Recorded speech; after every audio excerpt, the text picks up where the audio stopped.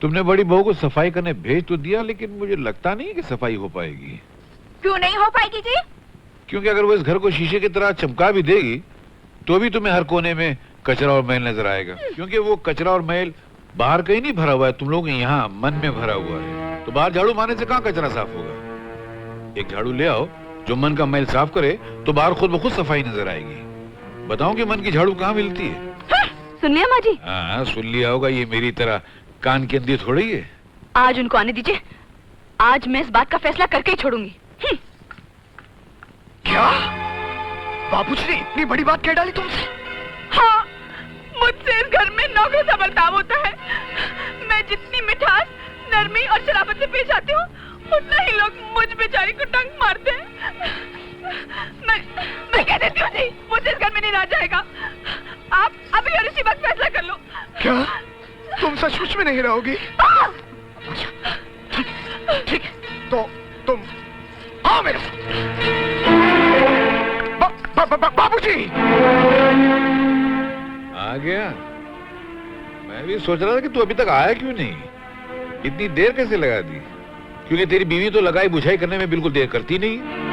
अरे क्या पुतले की तरह खड़े हो? इतना कुछ बोल के तुम कुछ बोलते क्यों नहीं? हाँ बोलूंगा, क्यों नहीं बोलूंगा मैं।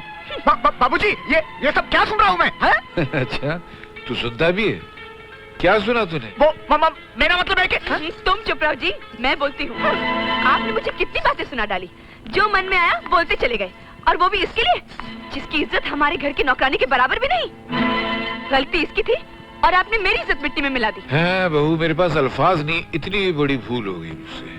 आज तो आपने मान लिया कि आपसे भूल हो गई। हाँ, अंधा हूं ना, देख नहीं सकता था कि तुम मुझसे कितने फासले पर खड़ी हुई थी। अगर तुम मेरे करीब होती ना, तो जानती हो मैं क्या करता? तुम्हारे इन गालों पे एक सन्नाटेदार छापड़ रख के देता। बेटे के सामने बहू पर हाथ उठाओगे? जिसकी कमाई के पैसों से घर चलता है ये क्या घर चलाएगा? आज के बाद मैं घर चलाऊंगा। तुम घर चलाओगे? मैं भेड़ बकरियों का धंधा करूंगा। क्या भेड़ बकरियां? हाँ, अपने पड़ोस में वो कल्लू का सही है ना, वो रोज भेड़ बकरियों का धंधा करता है, ढेर सारा पैसा कमाता है। तो मैं भी अपने घर की सारी भेड़ बकरियां बेच दूंगा और खूब पैसा कमाऊंगा। लेकिन हमारे घर में भेड़ बकरियां कहाँ है? हमारे घर में भेड़ बकरियां नहीं है। अरे क्या है तुम्हारा मंझला बेटा, ये किसी भेड़ बकरी से कम है।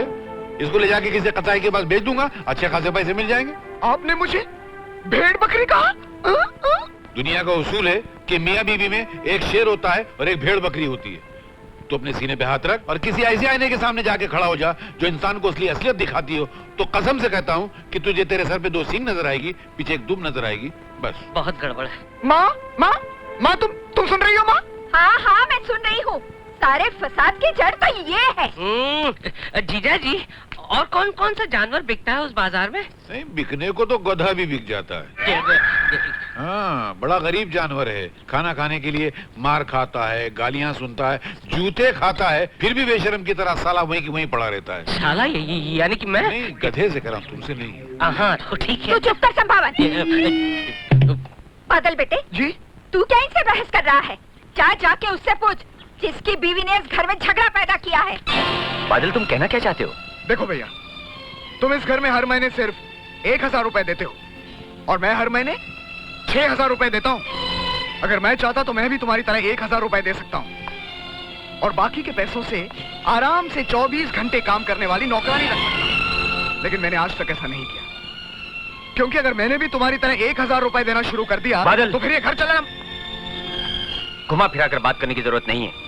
जो कुछ कहना है साफ साफ शब्दों में कहो। तुम साफ साफ सुनना चाहते हो तो सुनो, और एक बात बड़ी भाभी जी को भी साफ साफ बता देना।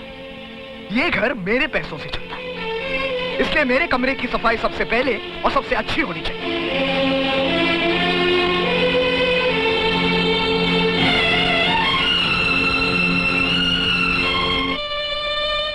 सुनिए जी। सीता, जाने किसने पैसे नाम की चीज बनाई है। छोटे बड़े का लिहाज, प्यार, मोहब्बत सब कुछ खत्म करके इंसान को बेइज्जती के चौराहे पर लाकर खड़ा कर देता है। ये लोग सुबह शाम तुम्हारा अपमान किए जा रहे हैं और मैं नहीं, अपने ही घर के लोगों की बातों का अपमान थोड़ी ही माना जाता है। आप सच मानिए, मैं इन लोगों की बातों का बिल्कुल बुरा नहीं मानती। आपके बाबूजी ने बिना किसी दान दहेज के मुझ गरीब को इतने बड़े घर की बहू बनाया, ये मेरे लिए कितने आदर और इज्जत की बात है। और काम की तो मुझे बचपन से आदत है। बचपन में सारी लड़कियां गुड्डा गुड्डी से खेला करती थी, मगर मैं घर के कपड़े, बर्तन और झाड़ू से खेला करती थी। मुझे कभी कभी तकलीफ जरूर होती है। जानते हैं क्यों? जब मैं ये देखती हूँ कि मेरी तकलीफ देखकर आपको तकलीफ हो रही है। आपका प्यार पाकर मैं दुनिया की हर तकलीफ बर्दाश्त कर सकती हूँ। फिर ये तो मामूली सी घरेलू बातें हैं। सीता, सब कुछ सुनकर मैं खामोश हूं, उसका कारण सिर्फ मेरे मजबूर बाबूजी हैं। वरना ये घर में कब का छोड़ चुका होता। नहीं नहीं, ऐसा मत सोचिए। अगर हम लोग चले जाएंगे तो बाबूजी का ख्याल कौन रखेगा? दूध? तू राधा के घर जाकर दूध पिएगा? तू राधा झांसी की रानी है, तुझे 5 फटकने नहीं देगी। जरूर पीऊंगा और प्यार से पीऊंगा। अरे दुनिया इधर की उधर क्यों ना हो जाए, मैं दूध जरूर पीऊंगा। और हाँ, मैं उससे शादी भी करूंगा।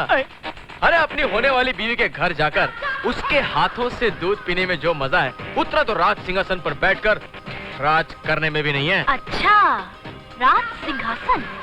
तू आजा मेरे घर में, तुझे ऐसा दूध पिलाऊंगी कि तू जिंदगी भर याद रखेगा। Come on, girl. तभी तब मजा आएगा बहादुर पत्नी का पति बनने में। मगर तुझे पता है उसके माँ बाप नहीं है।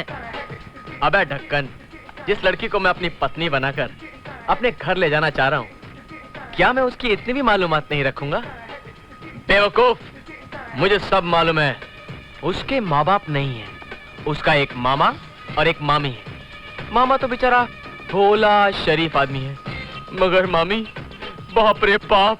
राधा का इरादा विरादा पूछने की कोई जरूरत नहीं है, सिर्फ तुम इस रिश्ते पर राजी हो जाओ। उनका कहना है कि अगर राधा उनसे शादी करने के लिए तैयार हो जाए तो ये सारा घर हमारे नाम कर देंगे। ओहो, तुम सठा गई हो धनवंती। अपनी बहन के मरने के बाद मैंने उसे अपनी सगी बेटी की तरह पाल पोस कर बड़ा किया है।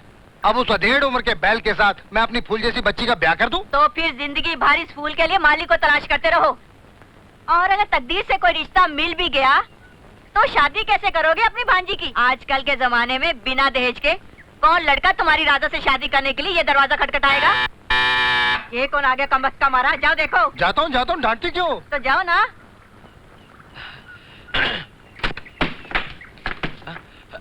नमस्ते। नमस्ते, कहिए। सर, हम लोग सत्यनारायण की पूजा के लिए चंदा इकट्ठा कर रहे हैं, तो हमने सोचा कि आप भी कुछ अपनी तरफ से। हाँ हाँ, क्यों नहीं, मेरी तरफ से 21 रुपए लिख लो। Thank you. अरे इसको फिर से चक्कर आ गया। हाँ? यार संभालो यार, संभालो। अरे, अरे, इसे क्या हो गया? क्या हो रहा तुम्हें? क्या संभालो यार। देखिए इसे चक्कर आने की बीमारी है। प्लीज थोड़ी देर के लिए अंदर लिटा दीजिए, वरना बेचारे की हालत ज्यादा बिगड़ जाएगी। प्लीज। अंदर थैंक यू।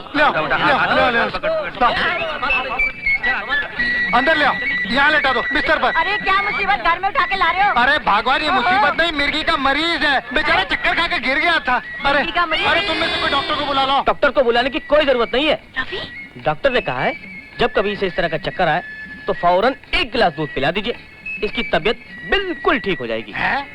ये कैसी बीमारी है? दूध। प्लीज इसे 1 गिलास दूध पिला दीजिए, फौरन ठीक हो जाएगा।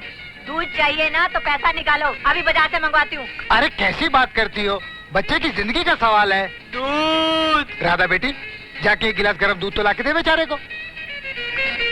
दूध में और क्या क्या मिलाना है? शक्कर, और वो भी 4 चम्मच, ऐसा डॉक्टर ने कहा है। अच्छा, तो तुम्हारे डॉक्टर ने पीने का तरीका भी बताया होगा? डॉक्टर ने कहा है कि मैं पूरा दूध घटाघट पी जाऊं, और वो भी एक ही सांस में। तुम चिंता मत करो, मैं अभी लेकर आती हूँ दूध।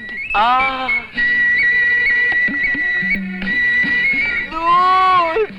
तुम तो ऐसे रोते हो जैसे 2 साल का बच्चा अंगूठा मुंह में डाल के दूध के लिए चिल्लाता है। नमक? 4 चम्मच शक्कर के बजाय 4 चम्मच नमक देती हूँ उसे।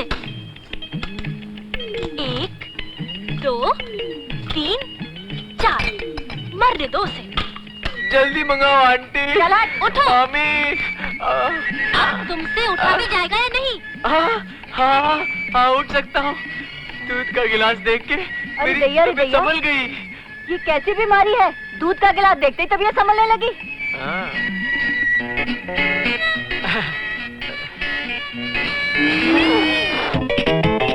ओहो, मुझे मालूम है कि ऐसी बीमारी में दूध का पहला घूंट बहुत ही कड़वा होता है, मगर बाद में दूध का वाह, चलो पी जाओ, वरना ऐसा कस के चक्कर आ जाएगा कि तुम... हाँ बेटा पी लो पी लो। इतना मीठा दूध तो तुम्हारे जैसे जवान बेटे एक घूंट में पी लेते हैं। मामा जी मीठा। पी जाओ, वरना ये पूरा दूध गले में उतार दूंगी मैं। हाँ पीता हूँ पीता हूँ। अब कैसा लग रहा है? चक्कर खत्म हुए? कुछ तबीयत ठीक हुई? ओह मामा जी, इनकी तबीयत तो बिल्कुल हरी हो गई। अब चलना फिरना तो क्या, ये तो दौड़ने लगेंगे। क्यों, तबीयत ठीक नहीं हुई तो और एक गिलास बना के दूं? नहीं नहीं नहीं नहीं, अपनी अपनी अपनी अपनी तरफ से बोलिए, मैं जा रहा हूँ। अरे अरे अरे ओ मरीज साहब, हाँ मेरा गिलास? हाँ आप ग्लास। नहीं नहीं, अगर तुम्हारे घर में गिलासों की इतनी कमी है तो इसे भी ले जाओ। नहीं बहुत ग्लास है मेरे घर में, ये लीजिए। मामा जी आप ले लीजिए, मैं जा रहा हूँ। अरे वो सत्यनारायण की पूजा का चंदा नहीं लोगे क्या? नहीं मामा जी, सत्यनारायण की पूजा बाद में। हाँ? अजीब लड़का है। अरे हमारी बात तो अधूरी रह गई, चलो। अरे बस करो यार, जब देखो तुम्हारी बात तुम्हारी बात।